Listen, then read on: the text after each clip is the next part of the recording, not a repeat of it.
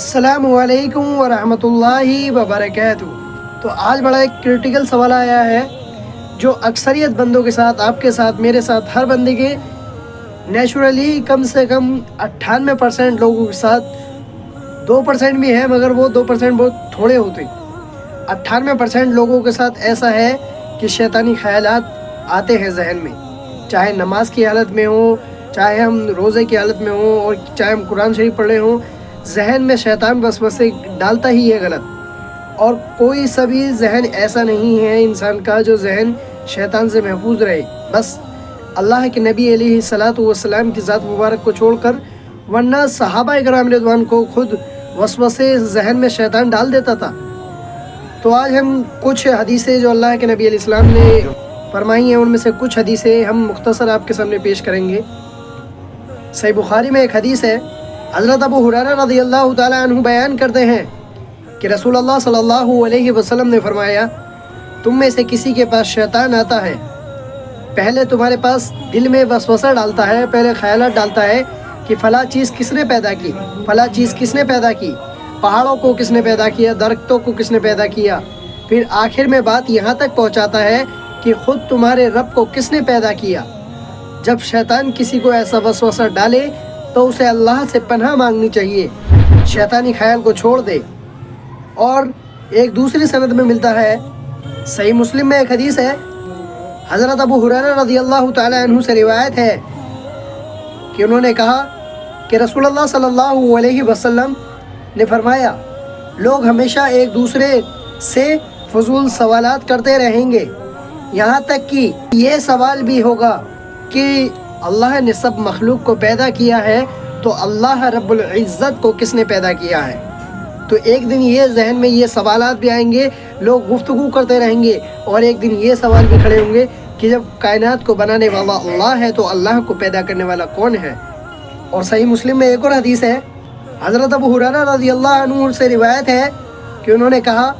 نبی صلی اللہ علیہ وسلم کے صحابہ میں سے کچھ لوگ حاضر ہوئے اور آپ سے پوچھا کہ ہم اپنے دلوں میں ایسی چیزیں محسوس کرتے ہیں کہ ہم میں سے کوئی ان کو زبان پر لانا بہت سنگین سمجھتا ہے، بہت بڑا جرم سمجھتا ہے۔ آپ نے پوچھا، کیا تم نے واقعی اپنے دل میں ایسا محسوس کیا ہے؟ انہوں نے کہا، جی ہاں۔ آپ نے فرمایا، یہی تو صاف صاف ایمان ہے۔ اس کا مطلب ہے کہ اگر کسی کو ذہن میں کوئی وسوسہ غلط آ جائے اور وہ اسے چھپائے اور کہے کہ اسے میں زبان پر لانا ایسا سمجھتا ہوں کہ بہت بڑا سنگین جرم سمجھتا ہوں، بہت بڑا گناہ سمجھتا ہوں اسے، جو خیالات میرے دل میں آئے ہیں، تو یہ صاف صاف ایمان کی نشانی ہے، یہی تو ایمان ہے۔ اور ایک اور صحیح بخاری میں ایک حدیث ہے، نبی صلی اللہ علیہ وسلم نے فرمایا کہ اللہ نے میری امت کو برے خیالات کی حد تک معاف کیا ہے جب تک کہ وہ اس پر عمل نہ کرے یا اس کلمات کو، اس برے خیالات کو زبان پر نہ ادا کر لے۔ اور صحیح مسلم میں ایک اور حدیث ہے، عثمان بن ابو العاص رضی اللہ تعالی عنہ بیان کرتے ہیں کہ نبی کریم صلی اللہ علیہ وسلم کے پاس آئے اور کہا کہ یا رسول اللہ، شیطان میری نماز میں رکاوٹ ہو جاتا ہے اور مجھے قرآن بھلا دیتا ہے۔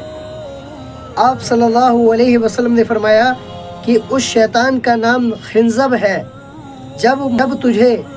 اس شیطان کا اثر معلوم ہو تو اس میں اللہ کی پناہ مانگ اور نماز کے اندر ہی بائیں طرف 3 بار دھتکار دے، یعنی کہ اعوذ باللہ من الشیطان الرجیم پڑھ کر تم 3 دفعہ دھتکار دو تو اللہ کے فضل سے وہ شیطان بھاگ جائے گا۔